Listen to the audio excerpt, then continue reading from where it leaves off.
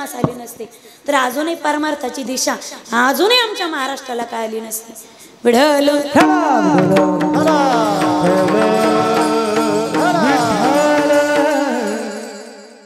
पवित्र महाराष्ट्र भूमीत आपला जन्म झाला भाग्य. साधू संतांच्या नंतर आपण जन्मास आलो हे आपलं अहो भाग्य. देवाने इतर प्रकारच्या योनी निर्माण केल्या त्याच्यात त्यानं आपल्याला माणसाच्या जन्माला घातलं आणि कुणालाच नाहीत अशी ज्ञानात्मक प्रबल इंद्रिय आपल्याला दिली. एका इंद्रियाचं गणित मी तुमच्या समोर ठेवते, बाकीचं घरी गेल्यानंतर करा. देवाने तुम्हाला मला दात दिले. माझी भाषा व्यवस्थित कळते तुम्हाला? मला का वाटायला माझं बोलणं तुम्हाला कळच ना? तुम्ही असे गंभीर चेहरे घेऊन माझ्याकडे पाहू लागले. ऐका गाड्या, नुसतं टुळू टुळू पाहू नका. अरे एका दिवशी फुटकून मरून जाता. कोरोना सारखे रोग आले, काय केले आपण? हिऱ्या मोत्यानं सजला जातो श्रीमंताचा बालाजी. हिऱ्या मोत्यानं सजला जातो श्रीमंताचा बालाजी, पण बेला फुलात होतो माझा विठोबाराजी. काय मागितलंय त्याने? कीर्तनात फक्त फ्रेश बसत जा आणि टाळ्या वाजवायची कंजूशी करू नका. कीर्तनकाराने टाळ्या मागून घेऊ नयेत, पण श्रोते जर कंजूश असतील तर मग टाळ्या काय सारा मागूनच घ्यावं. विठ्ठल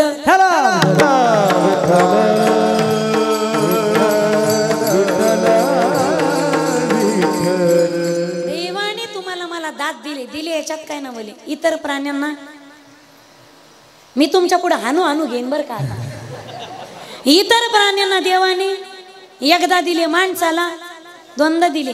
तुम्ही संडे मंडे खाऊन पाडले असतील तर तुमच्यातला दोष तिसरा, संडे हो या मंडे. पुढचा आगावपणा करायचं नाही, मी सोडून 2 तास. तसं दात पडणं वाईट नाही पा, आणि कोणी तरी पाडण्यापेक्षा दात.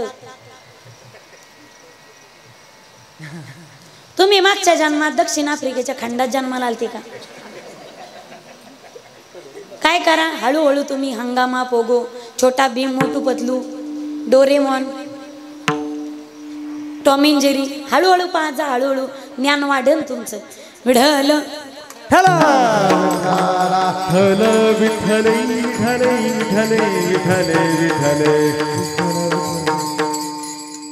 दात पडणं वाईट नाही. तुम्ही काय केलं मला विचार माहिती नाही बरं का, पण कोणीतरी पाडण्यापेक्षा दात निसर्गता पडलेले काय अवघड आहेत का? इंग्लिश मध्ये दातांना टीथ म्हणतात. तू काऊन उठून बसला रे तिथं?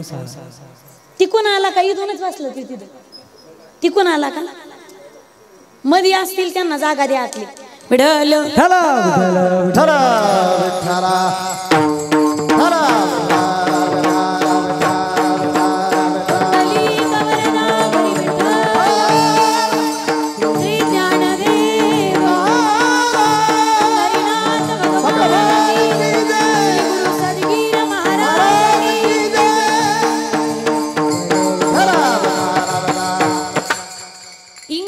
दातांना टीथ म्हणतात.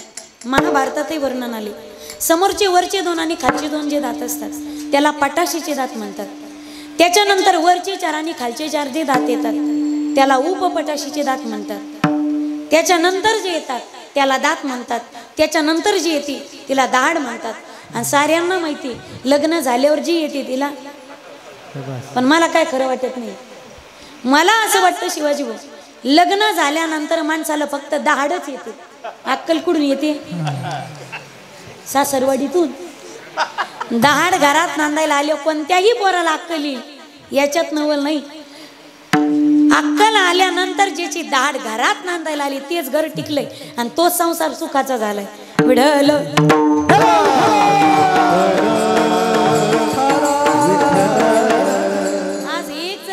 तारुण्याच्या उंबरट्यावर पडला. मेटलचा बसवायला 5,000 लागतात. सोन्याचा एक बसवायला 25,000, 4 बसवायला 1 लाख, 16 बसवायला 4 लाख, 32 बसवायला 8 लाख, आधीचे 32 नंतरचे 32, 8 दुने 16 लाखाचे दात त्या भगवान पंढरीश परमात्म्याने आपल्याला विनामूल्य दिलेत. सांगा इमानदारीनं त्याच्या मोबदल्यात आम्ही आतापर्यंत त्याचं काय चिंतन केले? आतापर्यंत एका इंद्रियाचं गणित तुमच्या समोर ठेवले. देवाने तुम्हाला मला 2 किडन्या दिल्या. एक जर किडनी फेल झाली तर एकीचं प्रत्यारोपण करायचं असेल तर 8 लाख लागतात. 8 दुने 16 लाखाच्या 2 किडन्या त्या भगवान पंढरीश परमात्म्याने विनामूल्य दिल्यात. काय चिंतन केलं आम्ही त्याचं आजपर्यंत? आज बायपास म्हणजे तरी काय? बायपास प्रेम करतो श्रीमंतावर आणि डायबिटीस प्रेम करतो कीर्तनकारावर. म्हणजे आम्हाला अजून झालं नाही, त्याच्या कृपेने अजून जगायचं आहे आम्हाला धडधाकट 20 वर्ष तरी अजून. बळीयाची अंकिता आम्ही झालो, त्याच्या जीवर उड्या आणतो आम्ही. नाही तर 20 वर्ष सांगायची आमची काही ताकद आहे का अजून. बायपास म्हणजे तरी काय, एखादी चॉकअप झालेली नस बाजूला करणे, ब्लॉक झालेली आणि तिच्या जागी दुसऱ्या नसचं प्रत्यारोपण करणे. आज एक बायपास सर्जरी करायची असेल तर कमीत कमी 4.5 लाख 5 लाख रुपये खर्च येतो. कृपया माझा खर्च ऐकून कृपया कोणी मला फोन करून ताण देऊ नका. म्हणजे खर्च कमी जास्त होऊ शकतो. मी काय डॉक्टर नाही, मी आज अंदाज पंचे सांगते. जास्तीत जास्त कमीत कमी 4.5 ते 5 लाख रुपये खर्च येतो एक बायपास सर्जरी करायची असेल. आमच्या शरीरामध्ये अशा 72,000 नसा आहेत. 72,000 नसा त्या पंढरीत बसलेल्या पांडुरंगाने आपल्याला विनामूल्य दिल्या. 72,000 गुणीला 5 लाख. येणारं उत्तर काल्यापर्यंत मोबाईलवर करा. त्याच्या मोबदल्यात आम्ही त्या पांडुरंगाचं काय चिंतन केलं. करणार नाही असं होणार नाही, करावं लागणारी. प्यास लगती है तो आदमी को पनघट की याद आती है. अरे लाज लगती तभी तो औरत को घूंघट की याद आती है. बड़ी रंगीन होती है जिंदगी, न इंसान को ठुकरा देती है. बुढ़ापा करीब आता है तभी तो मरघट की याद आती है. यही तो जिंदगी का सच है. जब तक है जिंदगी फुर्सत न मिलेगी काम से. अरे कुछ तो समय ऐसा निकालो कि प्रेम करो मेरी शाम से. मेरा आपकी कृपा से सब काम हो रहा है. मेरा आपकी कृपा से सब काम हो रहा है. मेरा आपकी कृपा से सब काम हो रहा है. मेरा आपकी कृपा से सब काम हो रहा है. करते हो मेरी आगोर, मेरा नाम हो रहा है. प्रभु आपकी कृपा से सब काम हो रहा है. प्रभु आपकी कृपा से सब काम हो रहा है. करते हो तू कन्हैया, मेरा नाम हो रहा है. प्रभु आपकी कृपा से सब काम हो रहा है. प्रभु आपकी कृपा से सब काम हो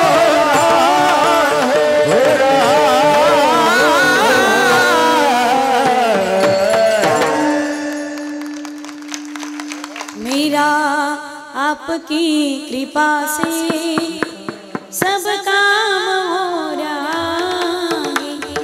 पवित्र नरदेह दिला, भारतात दिला, महाराष्ट्रात दिला आणि साधू संताच्या नंतर दिला. मुळात नरदेहाचं प्रयोजन होतो. हस्तो पवित्रो यदि दान पुण्यम, पादो पवित्रो यदि तीर्थयात्रा, कंठ पवित्रो यदि नाम घोषो, हृदयो पवित्रो यदि ब्रह्मनिष्ठा. हस्तस्य भूषणं दानं, सत्यकंठस्य भूषणं, श्रोत्रस्य भूषणं शास्त्रं, भूषणे किं प्रयोजन. कशात सांगितली नरदेहाची सार्थकता. या हाताची शोभा त्याच्या भजनात टाळी वाजवण्यामध्ये. आणि नसेल तुम्हाला भजन करायचं तर या 2 हाताची शोभा आडल्या नडलेल्यांना आणि गोरगरजू व्यक्तींना मदत करण्यामध्ये. मोकळ्या वाजवा ना टाळ्या. एक गोड वाक्य बोलू माईबा. या उभ्या जगतामध्ये देव न मानणारी पण माणसात देव पाहणारी देव माणसं मी माझ्या उघड्या डोळ्यांनी पाहिली. तुमचा परमार्थ लोकाचे मुडके मोडून आणि लोकाचा काटा काढून असेल तर काढी लागली त्या परमार्थाला. देव न मानणारी माणसं जगात श्रेष्ठ येते.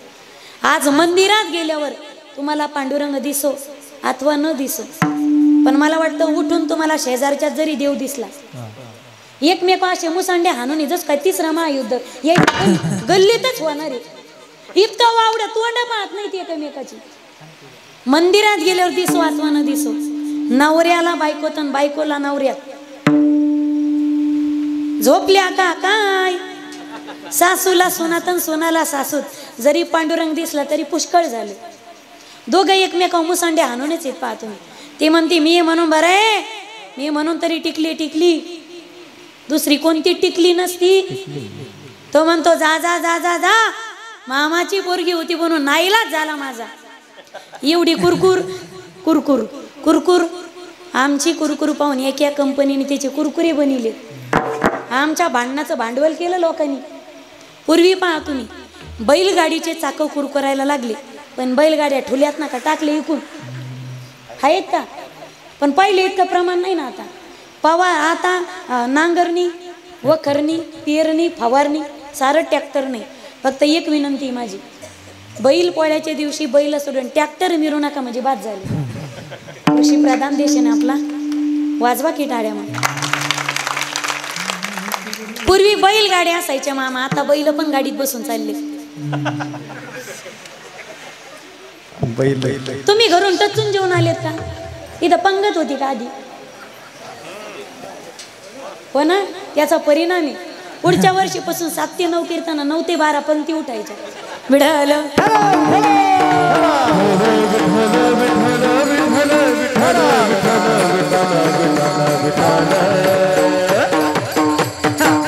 पूर्वी बैलगाडीचे चाक कुरकुरायला लागले की शेतकरी त्याच्यात काय घालायचे?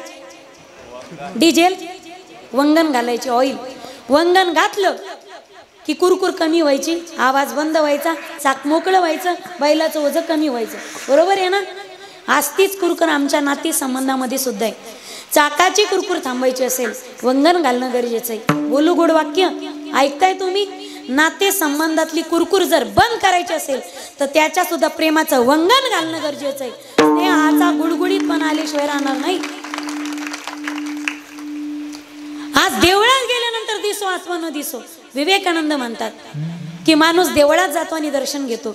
जी मूर्ती माणसाने घडवलेली असते, पण माणूस ही त्या पांडुरंगाने बनवलेली सुंदर मूर्ती असताना आज माणूस माणसाशी माणसासारखा का वागत नाही? एक पत्थर एक बार मंदिर जाता है तो भगवान बन जाता है. इंसान हर रोज मंदिर जाता है लेकिन पत्थर का पत्थर ही रहता है. एकमेकात पांडुरंग दिसाव माईबा. या पलीकडच्या जगातला एक विनंती तुम्हाला माझी, महिला मंडळ तुम्ही घरी सवाष्ण जेव घालतात का? का पक्क्या पाकिस्तानी येतं घालितात का? पुरणपोळी का वरणपोळी? पुरणपोळी. विनंती माझी तुम्हाला, घरी सवाष्ण जेव घालताना कधी श्रीमंताची बायको जेव घालू नका. म्हणजे मला श्रीमंताचं वावड आहे असं नाही, मी विरोधातली नाही. पुरणपोळीचं ताट तुम्ही कराल, पहाटपासून उठत आहेत बिचाऱ्या.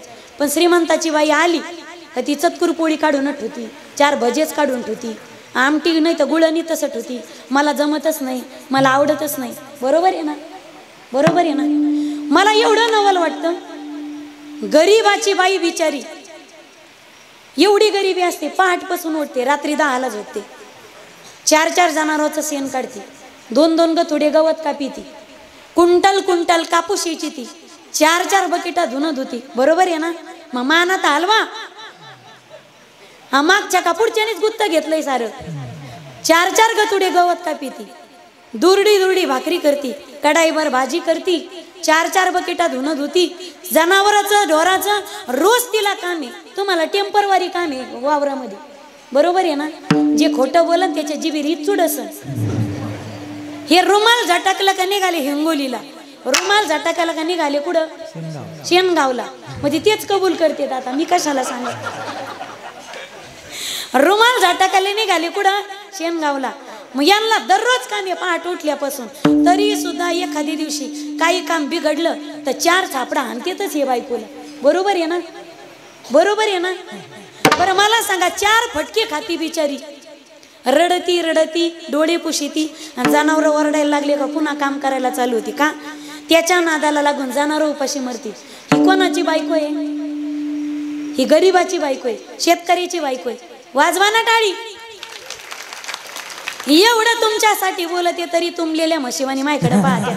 वाटलं पाहिजे काहीतरी मनाला तुमच्या. श्रीमंताची बायको,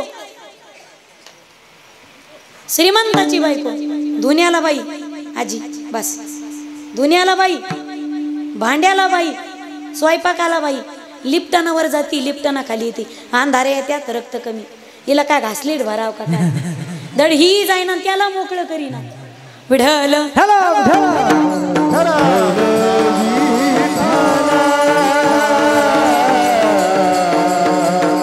जी घरून जेवून आली तिला, जो जेवून आला त्याला जेवायचा आग्रह करू नका, त्याला अजीर्ण झाल्याशिवाय राहणार नाही.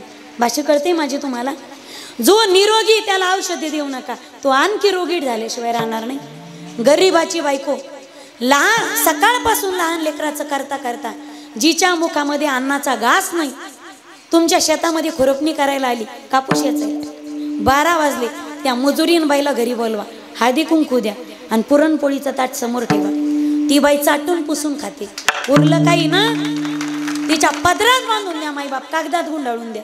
ती घरी जाती, तव्यावर गरम करीती आणि तिच्या गरीब लेकरायला खाऊ घाली ती. ज्यावेळी गरीबाच्या मुखामध्ये पुरणपोळीचा तो गोड घास जातो, त्यांच्या मुखावरचं समाधानाचं हसू आणि त्यांच्या डोळ्यातले समाधानाचे अश्रू, त्या झोपडीत तुम्हाला त्या दिवशी पांडुरंगाचं दर्शन झालं, तुम्हाला पंढरपूर गाठायची गरज नाही. अरे गरीबों का कोई मजहब नहीं होता, उनको रोटी खिलाने वाला ही उनका भगवान होता है. दारात पंगती बसल्या वाह लया गोजा दारात भिकारी रडतो, पोटात भुकेची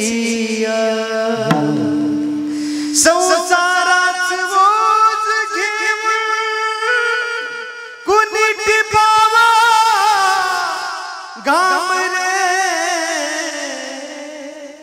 दाम करी काम वेड्या, दाम करी काम, दाम करी काम वेड्या, दाम करी काम, दाम करी काम वेड्या, दाम करी काम, दाम करी काम वेड्या, दाम करी काम. वासुदेवाची कहाणी जगात नाही राम रे, जगात नाही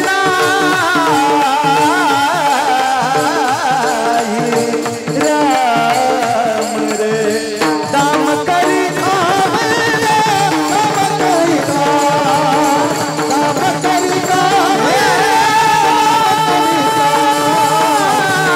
करी काम.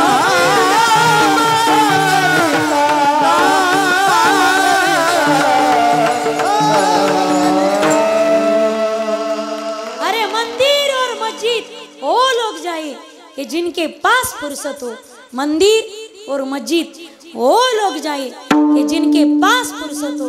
अरे हमारा तो फर्ज बनता है कि किसी रोते हुए बच्चे को हंसाया जाए, हमारा तो फर्ज बनता है कि किसी रोते हुए बच्चे को हंसाया जाए.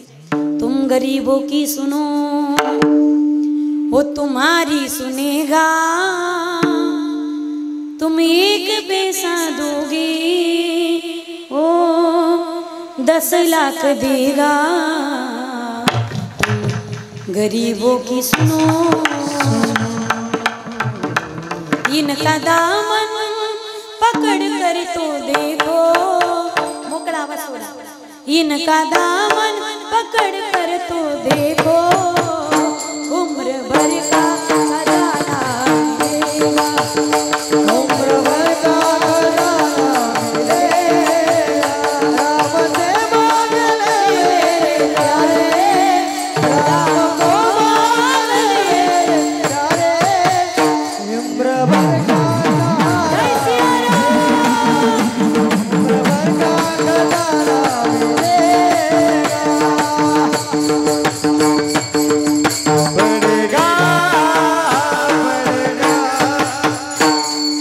इनका दामन पकड़ कर तो देखो. मिड वाढवायचं आणि ट्रबल वाढवा. उम्र भर का सहारा मिलेगा. हाताने माई बाप परमार्थ तुम्हाला वेगळा जर घडत नसेल तर दान धर्मासारखा परमार्थ जगात दुसरा कोणता नाही सांगितलं, कोणता नाही सांगितलं. जे कारंजले गांजले त्यासी म्हणी जो आपुले, तुझी साधू ओळखावा देवतेची जाणावा. देणाऱ्याने दे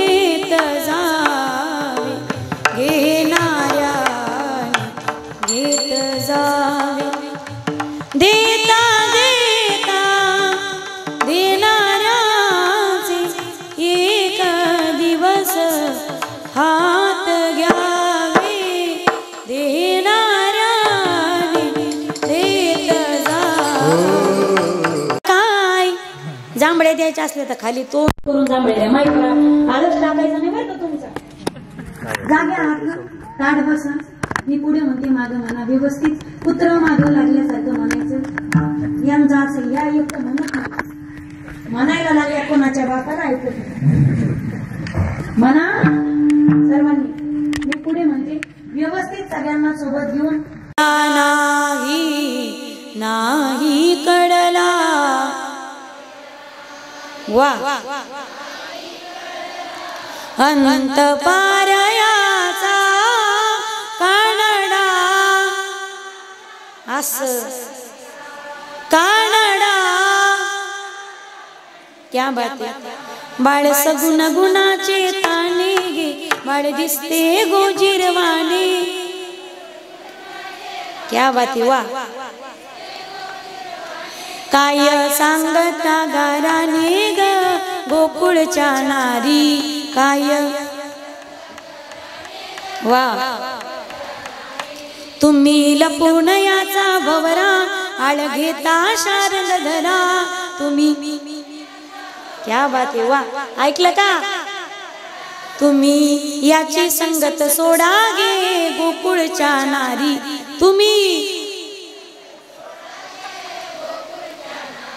तुम्ही मोठ्या डाल गजागे गोकुळच्या नारी. तुम्ही म्हणा ना. तुमची एवढीच रीत कोटी गे गोकुळच्या नारी. तुमची वा तुम्ही यांची संगत सोडा गे गोकुळच्या नारी.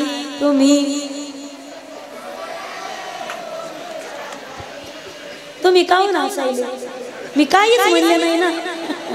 एकदा यांच्यासाठी जोरदार टाळी वाजवा. तुम्हाला काय वाटलं यांना घरी फक्त काय भांडताच येतं का. यांचा आवाज पण गोड आहे बरं का. लता दिदींच्या पुण्यतिथीला तुमचंच भजन. फक्त यायची तारीख खाली नाही असं म्हणू नका राव बरं का. विढल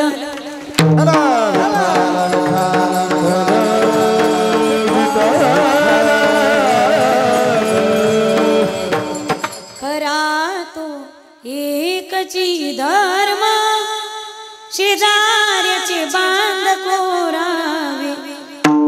विको कमी करा आता बोलताना.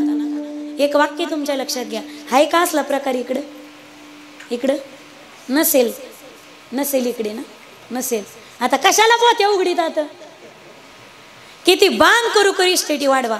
उपारण्याखाली हात घालू घालू म्हशी का. आकडे टाकू टाकू मोटरी चालवा. मी काय फॉरेन मधून नाही आली. एक वाक्य काळजात उतरून घ्या. ज्याच्या जीवनामध्ये ज्याच्या संपत्तीचा मार्ग चुकला त्याच्या जीवनात त्याच्या संततीचा मार्ग चुकणारच. ही काळ्या दगडावरची रेगे. दिवसभर एवढे कष्ट करा. रात्री सुखाने झोप घेता आली पाहिजे. तारुण्यात तेवढे चांगले जगा. म्हातारपण आनंदात गेलं पाहिजे. 4 महिने एवढे कष्ट करा. 8 महिने सुखाने बसून खाताच आलं पाहिजे. आणि या जीवनात एवढे प्रामाणिकपणे जगा. पुन्हा एकदा याच ज्ञानोबा तुकोबाच्या महाराष्ट्रात आम्हाला जन्म भेटला पाहिजे. इतके प्रामाणिकपणे. ज्याच्या जीवनात प्रामाणिकता आहे त्याला गोळी न घेता झोप लागते. काही लपा तुम्ही 3-3 गोळ्या झोपायच्या. भितडीकडे पाय एसीकडं फॅनकडं. काहीच्या गोळ्या झोपल्या पण गडी जागी. जीवनात नीतिमत्ता असेल तर गोनपाटावर पण झोप लागते. शेतकरी केवढे भाग्यवान येतं. बिचारे जेवत येत हात वाळत नाही झोपत येत. बरोबर आहे ना. बोलूया गोड वाक्य. शेतकरी कालही राजा होता आजही राजा आहे आणि उद्याही राजा राहणार. शेतकऱ्याचा हात कोणी धरू शकत नाही. फक्त 2 गोष्टी टायमावर भेटल्या तर. निसर्गाने योग्य साथ दिली शेतकऱ्याचा हात कोणी धरू शकत नाही. आणि सरकारने त्याच्या मालाला योग्य वेळी योग्य भाव दिला तर शेतकऱ्याचा हात कोणी धरू शकत नाही. पण नेमकं आमचं असं झालं. माय झाली भगवतीन बाप झाला मारुती. निसर्ग साथ देणं सरकार त्याला भाव देणं. शेतकरी भाग्यवान आहे. जेवतो हात वाळत नाही झोपतो. मी सांगेल वारकरी जास्त भाग्यवान येतं. शेतकरी तरी झोपत येत आणि मग पडत येत आणि मग झोपत येत. आमचे वारकरी आधी झोपत येत आणि मग खाली पडत येत. चालू कीर्तनात त्याला भाग्य असावं लागतं. अरे रात्री झोप यावी शांततेची हे जर परम भाग्य असेल ते परम भाग्य जीवनात येण्यासाठी दिवसभर इमानदारीचं आयुष्य जगावं लागतं. हे त्या पाठीमागचं कारण आहे. काहीला एवढं टेन्शन आहे माझी पुढची पिढी काय खाईन ती भूस खाईन तू बनग्या खाय. ती खडी खाईन तू डांबर खाय. अरे खायचं तर काजू खावत खायचे तर बदाम खावेत ना. 100% अनुदानित होती बाळू मामा योजना, सुलभ शौचालय. बाकी सगळं का खात नव्हते, पण त्याला नसता हात लावायचं. खायचं काय हे तर कळालं पाहिजे ना. उभ्या आयुष्यामध्ये आपण कमवलेल्या संपत्तीला अत्तरचा वास आला नाही तरी हरकत नाही, पण आपण कमवलेल्या धनाला आपल्या घामाचाच वास असला पाहिजे माईबाप. याला इमानदारी म्हणतात. आपल्या खिशात पैशाचा खळखळाटच असावा असं काही नाही, पण आपण कमवलेल्या पैशामागे कोणाच्या 1 रुपयाचा सुद्धा तळताट नसावा. माणूस माळका असू द्या, फक्त जाळका नसावा. आयुष्य फार सुंदरी, फक्त काड्या करणाऱ्यांच्या नाड्या ओळखता आल्या पाहिजे. प्रवासाचा आनंद घ्यायचा असेल तर ओझं कमी ठेवा, आणि आयुष्याचा आनंद घ्यायचा असेल तर जीवनात अपेक्षांचं ओझं कमी ठेवा. विढल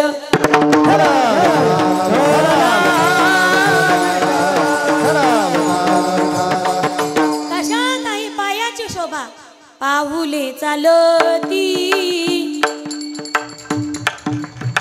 सुखी संसाराची, पाहुले चालती. यांना एखादं आरक्षण भेटू द्या ना विचारायला. यांना कसा रे तुम्हाला, घरात तुम्हालाच, नोकरीत तुम्हालाच, समाजात तुम्हालाच, कायदा आपल्याच बाजूनं, एसटी मध्ये पण 50%. बरोबर आहे ना. एसटी मध्ये एखादं यायला भेटू दे ना विचारायला.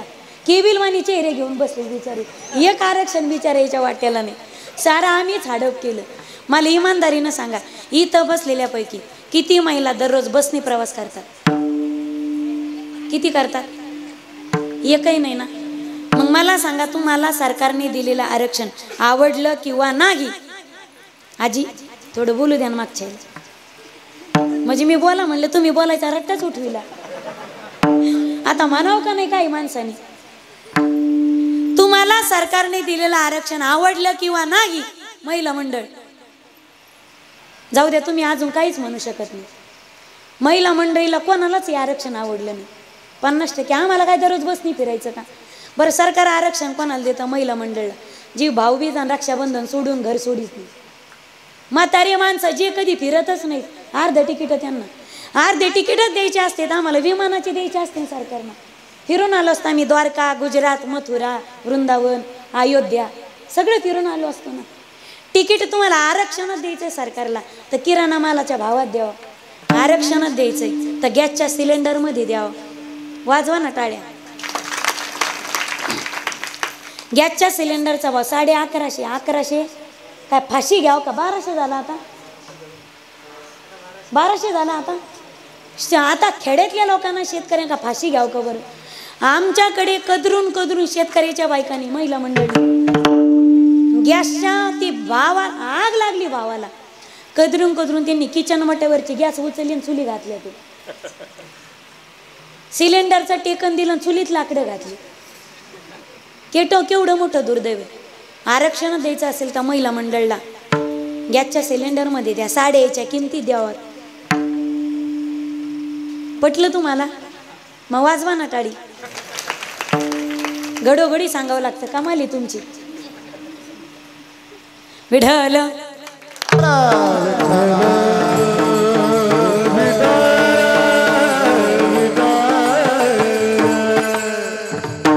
आरक्षण यांना. लेडीज फर्स्ट, आता सेकंड, जेंट्स मंडळी दुसरा चान्स. मी पुढे म्हणते, माझ्या मागे म्हणा. जो पुरुष म्हणणार नाही त्याला सदगीर महाराज पाहून घेतील. मग त्याला त्याच्या बायकोची शपथ. आपले बसा कोण्या कोण्या कोपऱ्यात बसले तर धरून एकदा वळून पहा बरं का. म्हणायचं बरं का सर्वांनी. पाहुले चालती पंढरीची वाट. गडी माणसं फक्त. पाहुले चालती सुखी संसाराची, सोडोनी गाठ सुखी. वा, हे वरचे बसा म्हणला ना, वरचे बसलेले. पाहुले चालती पंढरीची वाट, वा वा पाऊले चालती दुकानाची वाट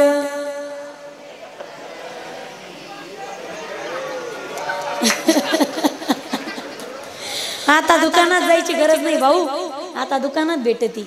माझी एक विनंती, सरपंच आलेत का कीर्तनाला?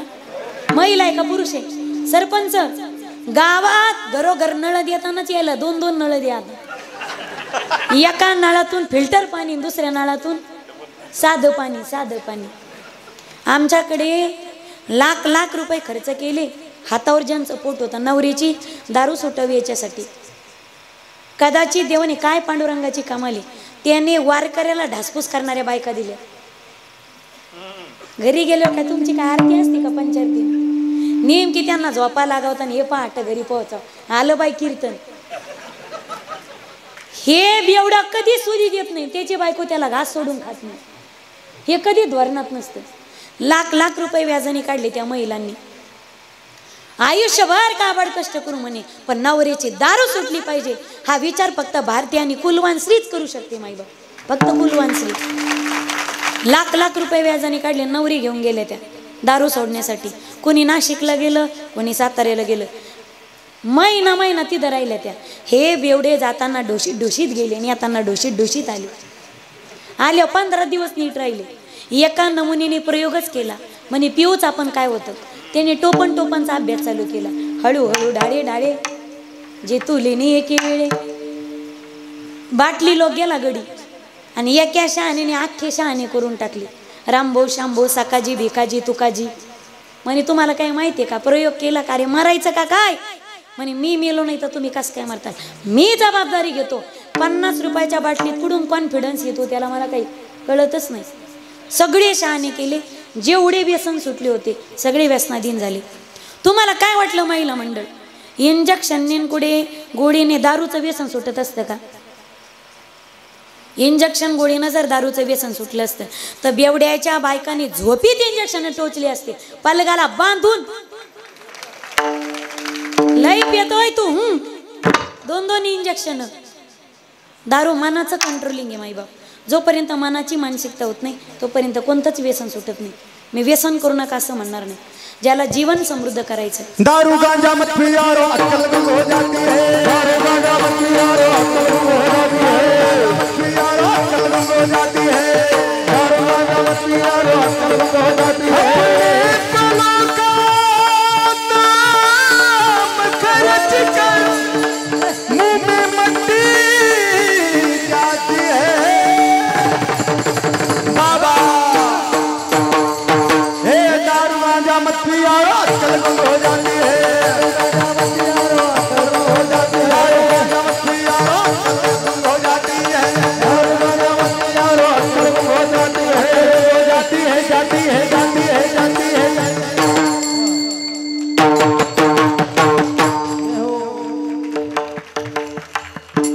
व्यसन करू नका असं म्हणणार नाही माईबाप. ज्याला जीवन समृद्ध करायचं त्याने रात्रीचे मित्र कमी करायचे आणि सकाळचे मित्र वाढवायचे. येतं ना लक्षात? रात्रीचे मित्र जीवन उद्ध्वस्त करतात, सकाळचे मित्र जीवनाला दिशा देणारे असतात. अरे गेरो की पीछे भागते हो और फिर कहती हो की धोका हो गया.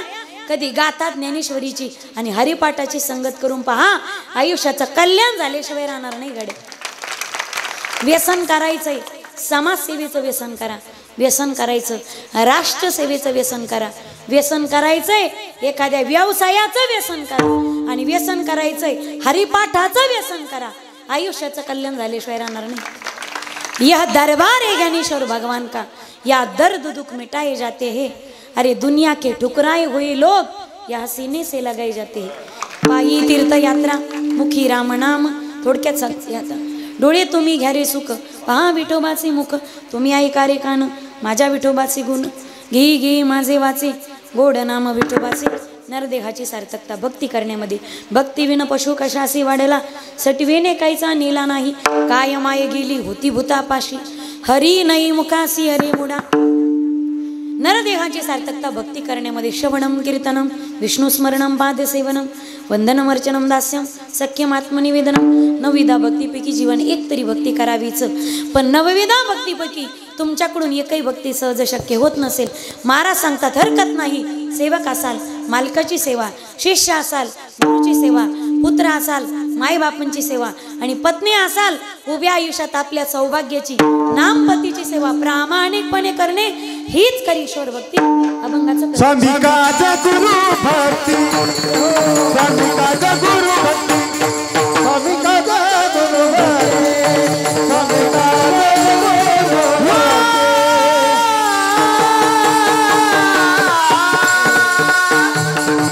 गुरु भक्ती, स्वामिकाचा गुरु भक्ती, स्वामिकाचा गुरु भक्ती. हो हो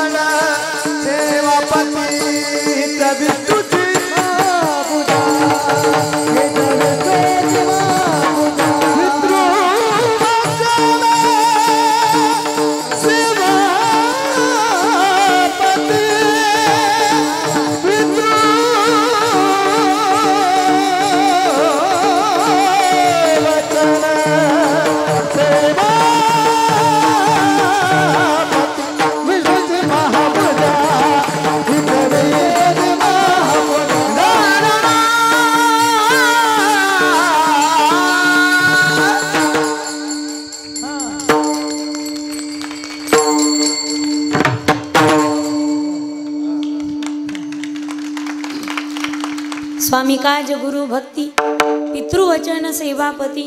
नाही तुम्हाला पंढरपूरला जाता येत हरकत नाही, आळंदीला जाता येत नाही हरकत नाही, शेगावला जाता येत नाही हरकत नाही, देवपूजा करता येत नाही हरकत नाही, गावच्या मंदिरात जाता येत नाही हरकत नाही, हरिपाठ काकडा करता येत नाही हरकत नाही, घरची देवपूजा जमत नाही हरकत नाही, स्मरणे घेऊन नामस्मरण करता येत नाही हरकत नाही. हे ऐकून करणाऱ्यांनी सोडायच्या नादी लागू नका, म्हणजे बाद झालं. तुमच्याकडून एकही भक्ती सहज शक्य होत नाही, आवाज द्या. महाराज सांगतात हरकत नाही. वाट्याला आलेलं कर्म प्रामाणिकपणे करा. ज्याचं कर्म प्रामाणिकपणे, त्याला स्वतःचं घर सोडायची गरज नाही. एक दिवस जगाचा मालक त्याचं घर सोडून तुम्हाला घर चालत दर्शन दिल्याशिवाय राहणार नाही. कर्मातली प्रामाणिकता. ऐसा करो की घर आवे राम. हा सगळा वारकरी संप्रदाय आषाढीला पंढरपूरला जातो, साधन भक्ती. पण प्रत्यक्ष पंढरीचा मालक सावता महाराजांच्या माड्यात त्यांना दर्शन देण्यासाठी येतो. ही सिद्ध भक्ती. त्याही काळामध्ये सुधारित शेती कशी करावी हे तंत्रज्ञान वारकऱ्यांनी जगाला दिलं. माईबा त्या काळात कोणतं तंत्रज्ञान?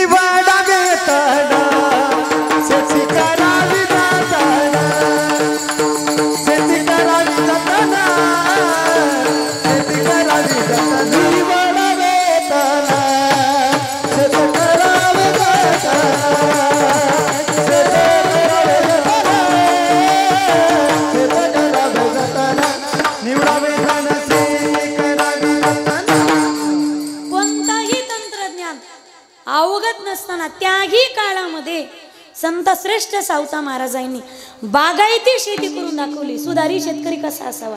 वारकऱ्याला फक्त टाळच पिळ कुठे कांदा मुळा भाजी, कांदा मुळा भाजी, कांदा मुळा भाजी, कांदा मुळा भाजी, कांदा मुळा भाजी, कांदा मुळा भाजी, कांदा मुळा भाजी, कांदा मुळा भाजी.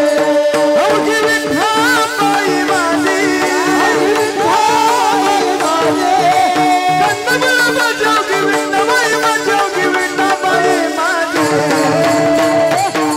लसूण मिरची कोथिंबिरी, अवघा झाला माझा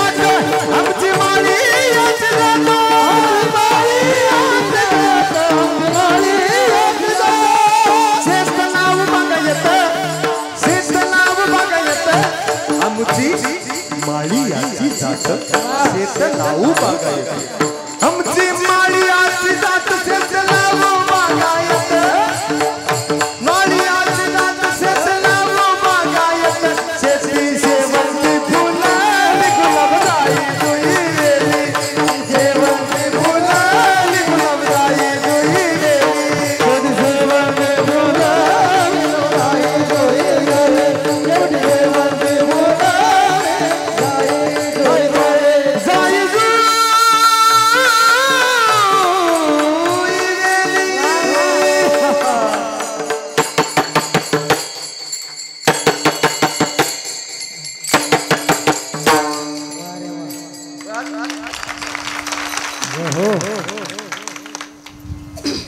माझ्याकडे शब्दच नाहीत कडे आता बोलायला. एकदा जोरदार आवरण आशा नाही बिंबीच्या देठापासून टाळ्या वाजवा. विठ्ठल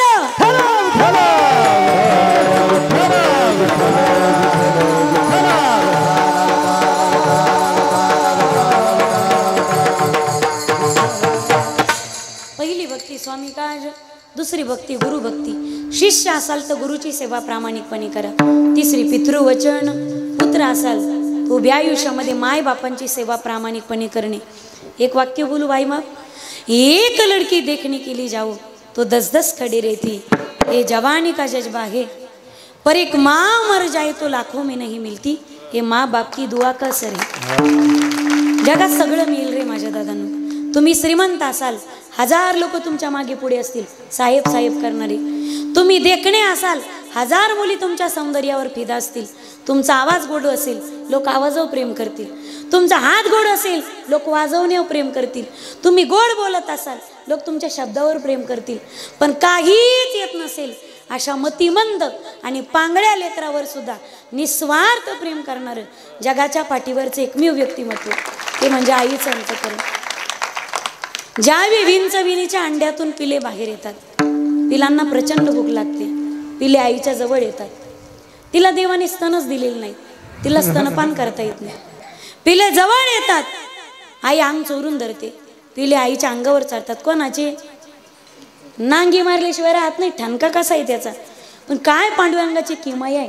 त्याने माकडा खोपडांमध्ये, चिलटा डासांमध्ये, मच्छरांमध्ये, विषारी कीटकांमध्ये मातृत्व असं ठासून भरले. ज्यावेळी पिले अंगावर चढतात, माय अंगून चोरून धरते. अंग हलवत नाही. पिले लचके तोडतात, लचके तोडतात, लचके तोडतात. काही दिवसांनी जन्मदाती मायच संपलेली असते, पण पिलांचं पोट मात्र भरलेलं असतं. या ईश्वराच्या सृष्टीमध्ये स्वतःचं अस्तित्व नष्ट करून आपल्या लेकराचं अस्तित्व जगाच्या समोर मांडणारी फक्त माई. छातीत लाथा सहन करून लेकराला पोटभर दूध पाजणारी जगाच्या पाठीवरती फक्त माई. फक्त माई. आई जाते पण प्रेम संपत नाही. असं म्हणतात दोरी जळते पण तिचा पीळ काही निघत नाही. असते तोपर्यंत झुरते आपल्यासाठी आणि मेल्यानंतर तिचा जीव अडकतो तो फक्त लेकरांमध्ये. काय झालं, एकदा पुण्यात प्रवचन होतं माझं 10व्याचं. तिकडे प्रवचन असतात सकाळी 7 ते 8 प्रवचन होतं. प्रवचन झालं पण पिंडाला कावळाच काही शिवेना. त्या म्हातारीला 4-5 लेकरं होते, 2 मुलं 3 मुली. पण सगळ्यात धाकटा जो पोरगा होता 25-30 वर्षाचा, पण लुळा पांगळा, अगदी मतिमंद, 2-3 वर्षाच्या लेकरासारखी त्याची बुद्धी होती. त्याला एका व्हीलचेअरवरती घेऊन आणण्यात आलं गंगेमध्ये. पिंडाला कावळाच शिवेना. त्याला व्हीलचेअरमध्ये चाकाच्या खुर्चीवरती घेऊन आली. गुडघ्यापर्यंत पॅन्ट त्याची, बरमुडा, टी शर्ट घातलेला, दाढी वाढलेली, केस वाढलेले, तोंडातून लाळ गळत होती. तो मुलगा असा त्या पिंडाच्या जवळ आला. सगळ्यांना माहिती होतं कावळा का शिवेना. म्हातारे आईचा जीव या पोरात अडकला. पिंडाला कावळा काही शिवेना, पण त्या पोराची जबाबदारी घ्यायला कोणी समोर येईना. 3 बहिणी होत्या, 1 भाऊ होता. साऱ्यांना वाटलं वचन दिलं तर हे पांगळा आपल्याला सांभाळावं लागेल. शेवटी बाईचा पती समोर आला. नाही देणार तुम्ही आम्ही अंतर आपल्या पोराला. शिवद्या पिंडाला कावळा. पिंडाला कावळा शिवेना. पोरी रडू लागल्या. त्या पांगळ्याच्या बहिणी, आई शिव ना ग, घेतो आम्ही पोराची जबाबदारी, घेतो भावाची जबाबदारी. तरी आई शिवेना. भावाने जबाबदारी घेतली तरी सुद्धा पिंडाला कावळा शिवेना. त्याच गल्लीत राहणारी या म्हातारीची मैत्रीण, लुगडं घातलेली एक म्हातारी समोर आली. त्या पोराच्या खांद्यावरती हात ठेवला आणि ती म्हातारी म्हणू लागली, हौसे शिवू दे कावळा, माहिती मला तुझा बाळ्या जीव अडकलाय ना. तो जोपर्यंत जिवंत होतीस तोपर्यंत बाळ्याला सोडून लग्नाला गेली नाहीस, वास्तुशांतीला गेली नाही, बारशाला गेली नाही. माहिती मला तुझा त्याच्या जीव अडकला नाही. तुझ्या एवढं प्रेम देता येईल सगळं, पण तू गेल्यानंतर थोडं तरी त्याचं तुझ्या एवढं प्रेम त्याला देण्याचा प्रयत्न करेल. काय त्याला फक्त बाथरूमलाच न्यावं लागतं ना. सकाळी उठलं की माझ्या लेकराला बाथरूमला न्यायचं आहे, आंघोळच घालावी लागते ना. त्याला आंघोळ घातल्याशिवाय मी आंघोळ करायची नाही, जीवच घालावं लागतं ना. त्याला जेव घातल्याशिवाय मी जेवायची नाही, तो जेवल्याशिवाय तू कधी जेवली नाही हौसे. माहिती मला तुझा जीव तुझ्या बाळ्यात अडकला. हौसे तुझ्यानंतर तुझी कमतरता तुझ्या बाळ्याला कधी भासू देणार नाही. हौसे तुझी शपथ आहे आपल्या मैत्रीची, तुला शिव दे पिंडाला कावळा, तुझ्या लेकराला मायेची कमतरता कधी भासू देणार नाही. जवळ आली म्हातारी, त्या पांगळ्याच्या डोक्यावरून हात फिरवला. ज्यावेळी ती म्हातारी जवळ गेली ना, त्याला वाटलं आपली आईच जवळ आली. तिच्या पदरात त्याने तोंड खुपसलं आणि ढसा ढसा रडू लागला. मोठ्याने ओरडला, आई. त्याचं रडणं सांगत होतं, आई तू नव्हतीस ना या 8 दिवसामध्ये, मला कोणी स्वतःच्या मांडीवरती कुरवाळलं, झोपही नाही घातलं. आई तू नव्हतीस ना या 8 दिवसामध्ये, मला कोणी बाथरूमला घेऊन गेलं नाही. आई या 8 दिवसामध्ये तू नव्हतीस ना, मला कोणी आंघोळ सुद्धा घातली नाही. आई तू नव्हतीस ना, मला कोणी जेवण सुद्धा भरवलं नाही. आई कुठं गेली होतीस तू, आली ना आई, मला आता सोडून जाऊ नकोस. ढासा ढासा तो मतिमंद पोरगा रडत होता. ती शेजारची म्हातारी त्याला आपल्या जवळ घेऊन कुरवाळत होती. एक त्यातला झाडावर बसलेला कावळा खाली उतरला, डोम कावळा. त्याने असा पिंड आपल्या चोचेमध्ये उचलला, चोच पिंडामध्ये खुपसली, काकस्पर्श झाला, टाळ्यांचा कडकडाट झाला. पिंडाला कावळा शिवला म्हणून नाही, तर त्या म्हाताऱ्या आईचा जीव पांगळ्या लेकरामध्ये अडकला होता म्हणून. असते तोपर्यंत जपले आपल्यासाठी, गेल्यानंतरही माय झोरते केवळ लेकरासाठी.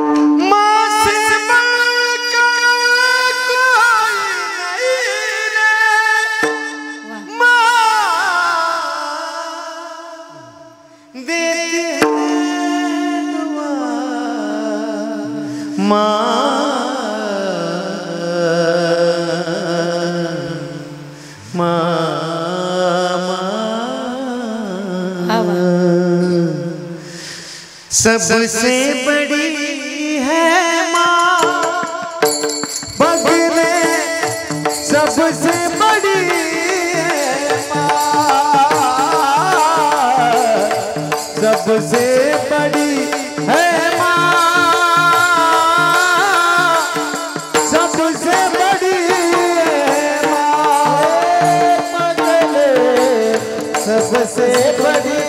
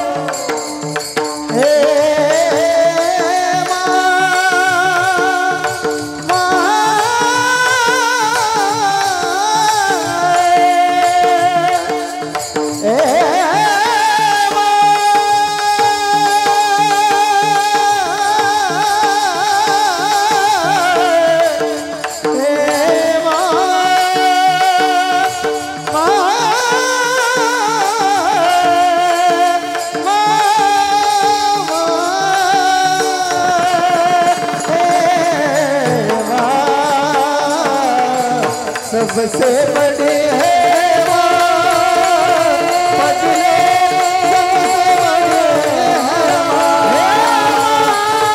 सबसे बड़ी है माँ,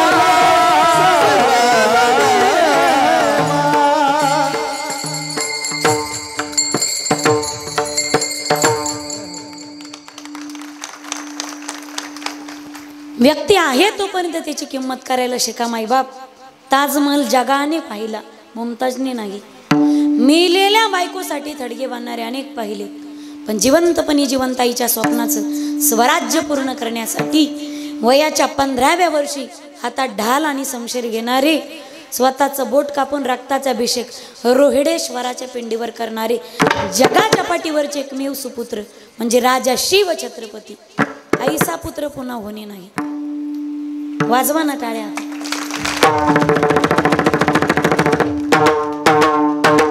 मला वाटलं इथं वावड आहे का काय? वावड आहे का इथं? विढल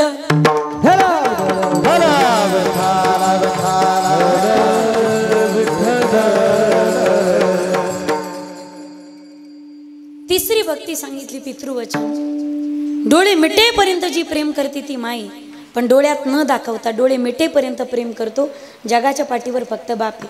ज्याला आईबाप कळाले त्याला वेद कळाले, ज्याला कळाला बाप त्याला कळाला विठोबा, ज्याला कळाली आई त्याला कळाली रखुमाई. वेगळा परमार्थ पाहायची गरज नाही. फार चाऊ फाळा टांगान काजू बदाम खाऊ घाला असंही म्हणणार नाही. जेवढे कॉलेजात जाणारे, महाविद्यालयात जाणारे तरुण तरुणी असतील, विनंती असेल माझी, उभ्या आयुष्यात काय निर्णय घ्यायचे तर घ्या. वाटेल ते शिका, सायन्सला जा, मेडिकलला जा, वाटेल ते कपडे घाला. माझ्या भगिनीनो, ऐकताय माझं बोलणं, कळतंय तुम्हाला? जीनची पॅन्ट घाला, पण या पुढे जाऊन सांगू, उभ्या आयुष्यामध्ये आपल्या बापाच्या विरोधात जाऊन पळून जाऊन कधी लग्न करू नका. एवढी भीक त्याच्या पदरात घाला. आवडला एखादा सांगून पहा, त्याने विरोध दिला याचा अर्थ भविष्यकाळ बापाने समोर ठेवला. त्याची दाढी काय ऊन आणि पांढरी नाही झाली माईबाप. पुरी कन्यादान करताना काळीच काढून द्यावं लागतं. एवढी सोपी गोष्ट आहे का? बाप झाल्याशिवाय बापाच्या अंतःकरणाची व्यथा कधीच कळणार नाही माईबाप, कधीच कळणार नाही. प्रेम करू नका असं म्हणणार नाही. 35 तुकडे केले जातात, ते प्रेम नाही. प्रेम करा.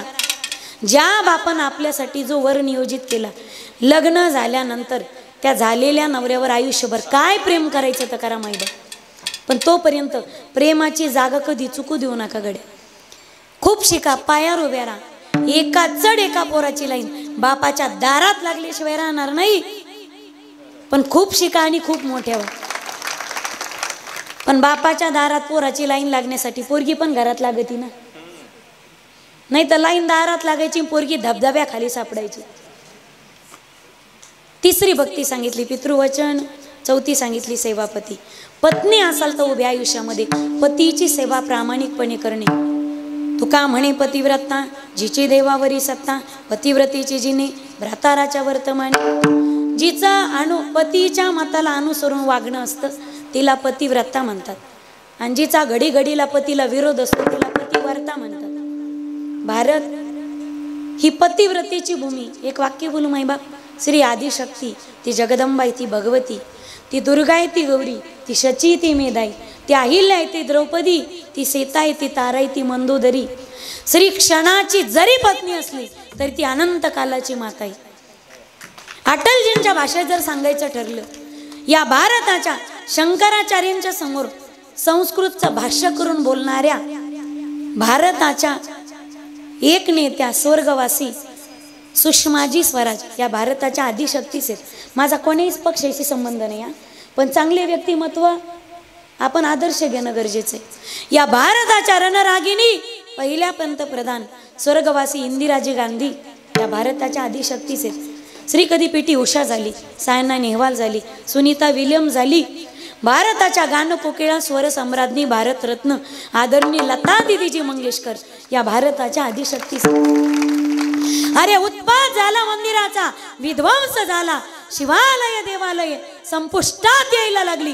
अशा वेळी हातामध्ये शिवपिंड घेऊन मंदिराची पुनरुभारणी करणाऱ्या आणि जगताला पुण्यता बहाल करणाऱ्या होळकर घराण्याच्या कुलप्रभा, कुलस्नुषा, पुण्यश्लोक अहिल्यादेवी होळकर या महाराष्ट्राच्या आदिशक्तीच आहेत. जेवढ्या ज्योतिर्लिंगाचा उद्धार असेल ना भारतामध्ये, जेवढी भगवान शिवजीची मंदिर आहेत आणि जेवढे हेंबाडपंथी मंदिर आहेत, सगळ्या मंदिराचा जीर्णोद्धार राजमाता पुण्यश्लोक अहिल्यादेवी होळकरांनी केलेला आहे. आज एखादी महिला कंडक्टर होईल, डॉक्टर होईल, कीर्तनकार होईल, याच्यात काहीच नवल नाही. एक वाक्य बोलू, मल्हारराव होळकरासारखा सासरा जगाच्या इतिहासात झाला नाही अजून, जगाच्या इतिहास नाही. अरे स्वतःच्या घराण्याचा कुलदीपक गेला. हिमालयासारखं संकट होतं अहिल्यादेवी होळकरांच्या समोर. माईबाप, पती गेला पाहता पाहता, पण हिमालयासारख्या संकटाला या रणरागिणीनं निधड्या छातीनं संकटाला सामोरं गेल्या, घोड्यावरती स्वार झाल्या. आज एकही फोटो नसेल ज्या फोटोमध्ये अहिल्यादेवीच्या हातामध्ये शंकराची पिंड नाही. या पलीकडे पतीचं छत्र हरपलं, आयुष्यभर महादेवाची सेवा केली. भारतीय नारीला धर्म सांगितला माईबाप, पतीला महादेव म्हटले. पतीचं छत्र हरपलं. जेवढे तुम्हाला भारतामध्ये जेवढे बारव आणि पाण्याचे कुंड आहेत ना, त्याही काळामध्ये सगळ्यांसाठी पाण्याची व्यवस्था व्हावी. अरे केवढी दूरदृष्टी होती या रणरागिणीची. त्याही काळामध्ये बारव आणि प्रत्येक ठिकाणी कुंड उभे केले. त्या अहिल्यादेवीच्या पुण्याईनं उभारले गेलेले कुंड आहेत. आज